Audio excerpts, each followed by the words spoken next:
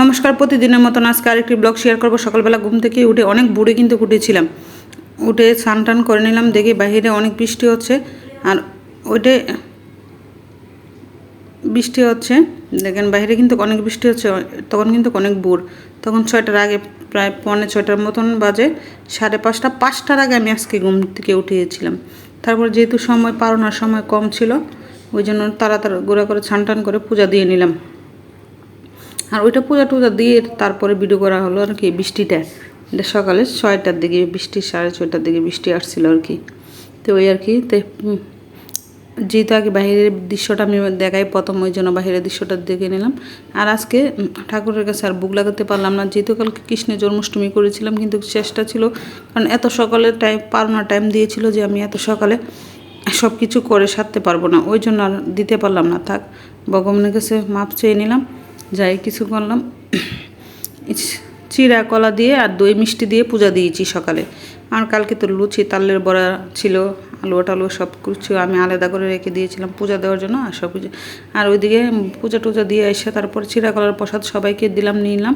নিয়ে তারপরে আমার ছেলে তো সকালবেলা উঠতে ঘুম থেকে উঠে স্নান করবেই না, তারপরে মেয়ে স্নান করে নিয়েছিল। আর ওইদিকে বোনা খিচুড়ি রান্না করবো। বোনা খিচুড়ি রান্নার প্রস্তুতি চলতেছে, আর বোনা খিচুড়ি ভিডিও কিন্তু আমার পেজে দেওয়া আছে। তো ওই জন্য ভিডিওটা শেয়ার করলে আমরা দেখাইতেছি, কিন্তু অনেকেই দেখে বুঝতে পারবেন।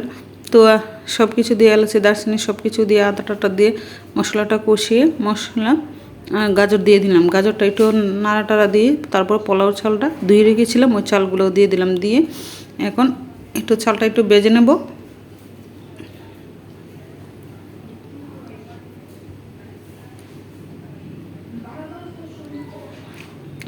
আর ওইদিকে আমি কিশমিশ ভিজিয়ে নিয়েছি। আপনার ভাই আবার কিশমিশ অনেক পছন্দ করে, আমার যদি মনে না থাকে ওই জন্য তাড়াহুড়া করে আমার সামনে এনে দিয়ে গেছে বাটিটার মধ্যে। কয়ে দেখো, আমি তোমার জন্য কিশমিশ ভেজে নিয়েছি, তুমি দিয়ে দিও। আচ্ছা, তারপর পরিমাণ মতো লবণ দিয়ে দিলাম। দিয়ে মুগ ডালগুলো আমি ভেজে নিয়েছিলাম, নিয়ে একটু সামান্য একটু করে দিয়েছি, সিদ্ধ করে দিয়ে দিলাম আর কি। বেশি না, 8-10 সেকেন্ডে, মনে হয় 1-2 মিনিট আর কি সিদ্ধ করে নিলাম। এরকম করে ভালো করে সিদ্ধ করে, কারণ না হলে মুগ ডালটা শক্ত থাকে। আর লেটা খিচুড়ি হলে তো সমস্যা নাই, ওটা তো হবে বোনা খিচুড়ি, জর্জরা বোনা খিচুড়ি হবে। আর দেখতে দেখেন না কতটা লোভনীয় হয়েছিল, খেতেও কিন্তু অনেক মজা হয়েছিল। আর সাথে সবারকে রান্না করে তারপর সবাইকে প্রসাদ দিয়ে দিলাম। কিন্তু আজকে ভগবানের কাছে আর ভোগ লাগাতে পারলাম না, কিন্তু সবাই তো একটু আশা করে থাকে যে এই আর কি। তারপরে বোনা খিচুড়িটা রান্না করে নিলাম, অনেক ভালো হয়েছিল। আর সাথে 3-4 রকমের ভাজি করে নিলাম।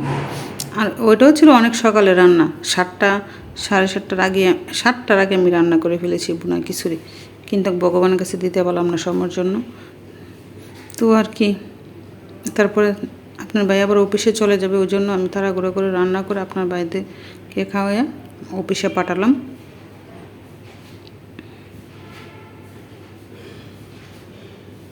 আর দেখেন কত লোভনীয় হয়েছিল, অনেক সুন্দর হয়েছিল। তাড়াহুড়োর জন্য আলুটা আমি একটু ভাপ দিয়ে নিয়েছি, নাহলে আমি কিন্তু হলুদ লবণ মেখে আলু আমি ভাজি করে নিই। তো আমাকে চুলা যেহেতু খালি আছে, ওইদিকে আলুটা একটু ভাপ দিয়ে নিই, একটু 80% সিদ্ধ হলে তারপরে ভেজে নেব। আর ওইদিকে করলা আর পটল ভাজি করার জন্য নিছিলাম। আর বেগুন বলছিল, কালকে বেগুন নিয়ে আসছিলো, বলছিল বেগুনি করার জন্য। আমি বলছি না, এখন আর বেগুনি করবো না, যেহেতু সবগুলো তেলের জিনিস, এত তেলের জিনিস খেতে হবে না, ওই জন্য আর বেগুনি করলাম না। তারপরে বেগুন ভাজি করে নিলাম খাওয়ার জন্য, কারণ বেগুনি করতে গেলে অনেক সময় লাগবে, ব্যাটারটা গুলতে হবে।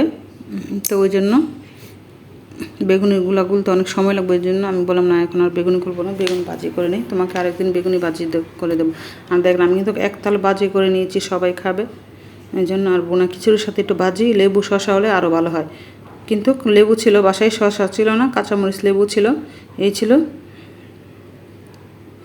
আর সবাই আমার ভিডিওটা একটু শেয়ার করে দেবেন, লাইক করে দেবেন, ফেসবুক ফলোয়ার দিয়ে রাখবেন, ইউটিউব বলে সাবস্ক্রাইব করে দেবেন। প্লিজ আমার ভিডিওগুলো একটু শেয়ার করে দেবেন ভালো লাগলে। আর এটা ছিল সন্ধ্যার পরে, সন্ধ্যার সময় আজকে চা নিলাম, পূজা দিয়ে লুচি।